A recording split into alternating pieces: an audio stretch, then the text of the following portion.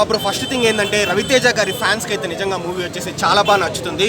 ఎందుకంటే రవితేజ గారి మూవీస్లో ఇది ఒక డిఫరెంట్ మూవీ అనమాట. సో మీరు ధమాకా కావచ్చు, లేకపోతే టైగర్ నాగేశ్వర కావచ్చు, ఇలాంటి మూవీస్తో కంపేర్ చేసుకోవద్దండి. ఇదేంటంటే ఒక మెసేజ్ ఇచ్చే మూవీ, డిఫరెంట్ టేకింగ్ అనమాట. మూవీ వచ్చేసి ఒక గ్లోబల్ మెసేజ్ ఇచ్చే movie. And at the same time ఏంటంటే లాస్ట్లో నాట్ ఓన్లీ గ్లోబల్ మెసేజ్ అనమాట, ఆ టేకింగ్ కావచ్చు డిఫరెంట్గా ఉంటుంది అనమాట మనకు. సరే, ఒక నార్మల్ ఆడియన్కి మూవీ ఎలా ఉందంటే, నాకు ఫస్ట్ హాఫ్ వచ్చేసి అరే కొంచెం నాన్ లీనియర్ స్క్రీన్ ప్లే ఏంది, నరేషన్ కొంచెం బెటర్గా పెట్టింటే బాగుండేది అని నాకు ఫస్ట్ హాఫ్ అనిపించింది. కానీ బట్ సెకండ్ హాఫ్ వచ్చేసి చాలా బెటర్గా ఉంది. ముఖ్యంగా క్లైమాక్స్ లాస్ట్ 20 మినిట్స్ అయితే సీరియస్లీ ఎరగదీస్తారనమాట. అసలు ఎందుకు రవితేజ ఎందుకు చేస్తున్నాడు, ఒక పక్క ఈగల్ అని ఢిల్లీ నుంచి కావచ్చు, లేకపోతే ఇంకొక పక్క ఆయుధాలని నక్సలైట్లు కావచ్చు. సో ఇలా అంతా ఎందుకు అనేదానికి వచ్చేసి ఒక ప్రాపర్ క్లియరెన్స్ అయితే ఇచ్చినారు. అండ్ ఈగల్ 2 కూడా ఉండబోతుంది అనమాట, యుద్ధకాండ అని.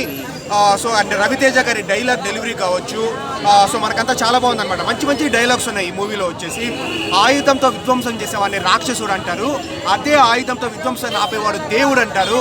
ఆ దేవుడు వచ్చేసి మంచోడు కాదు మొండోడు అని చెప్పే డైలాగ్స్ కావచ్చు. ఇంకా మంచి మంచి డైలాగ్స్ ఉన్నాయన్నమాట. గేటు బయట డేంజర్ బోర్డు ఉంది అంటే లోపల వచ్చేసి డేంజర్ ఉందని అర్థము. డేంజర్ ఉన్నా కూడా నేను దాటుకొని వచ్చేస్తానంటే లోపల నువ్వు చూసేది వ్యక్తిని కాదు, విస్ఫోటనాన్ని చూస్తావు అని చెప్పే డైలాగ్స్. అంటే రవితేజ గారి నుంచి మనం వచ్చేసి ఇలాంటి డైలాగ్స్ చాలా తక్కువ ఉంటాయి మూవీలో. ఆయన ఎక్స్ప్రెషన్స్, ఆయన ఎలివేషన్స్ హైలైట్ అనమాట. డైరెక్షన్ డిఫరెంట్గా ఉంది బ్రో. నరేషన్ ఫస్ట్ హాఫ్ కొంచెం బెటర్గా పెట్టింటే బాగుండేది. సెకండ్ హాఫ్ అయితే బాగానే ఉంది. క్లైమాక్స్ లాస్ట్ 20 మినిట్స్ బాగుంది. ఈగల్ 2 యుద్ధకాండ కూడా ఉండబోతుంది అనమాట. రవితేజ గారి ఫ్యాన్స్కి అయితే చాలా బాగా నచ్చుతుంది. ఒక రెగ్యులర్ ఆడియన్ నాకైతే నాకు ఒక అబో యావరేజ్ మూవీ అని నాకు అనిపించింది. గెటప్ చాలా బాగుందన్నమాట. చాలా ఇయర్స్ తర్వాత నాకు తెలిసి రవితేజ గారు ఆల్మోస్ట్ ఒక ఏజ్ తగ్గ గెటప్ అయితే చేస్తున్నారు. అండ్ ఇంకొకరు ఎవరో అడుగుతున్నారనమాట, సంథింగ్ స్టోరీ డిఫరెంట్గా ఉందంటే నిజం చెప్తాను, చాలా డిఫరెంట్గా ఉంది.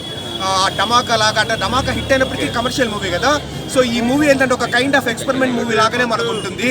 అండ్ యాక్షన్ సీక్వెన్సెస్ ఉంటాయి బ్రో, సెకండ్ హాఫ్లో కావచ్చు, ఫస్ట్ హాఫ్లో కావచ్చు. ఆ ఫైట్స్ కావచ్చు, లేకపోతే ఆ స్నైపర్ షూటింగ్ సీక్వెన్సెస్ కావచ్చు, అక్కడక్కడ ఎలివేషన్స్ కావచ్చు, ఇవైతే మనకు బాగుంది.